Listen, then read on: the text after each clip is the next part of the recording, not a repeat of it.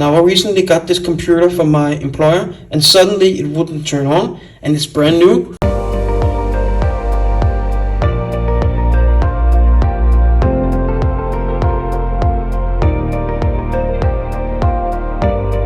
The trick you need to do is, if you have it already charged and it won't turn on, you just open it like this. Now mine probably won't turn on, but you do it like this, press the escape and the refresh button, and then you're going to press the power button over here. And you're going to let go. So I know that I didn't tell you when I let go, but the point is just keep it down and press this to turn it on. And as soon as the screen changes color, just remove your finger and remove these. So you will pretty easily get into here.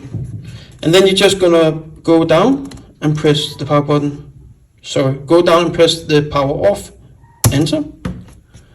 And then you can easily turn your computer back on and the problem is solved.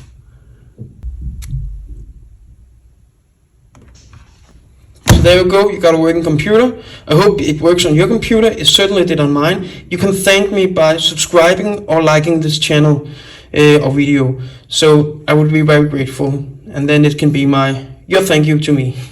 Have a great day. Bye.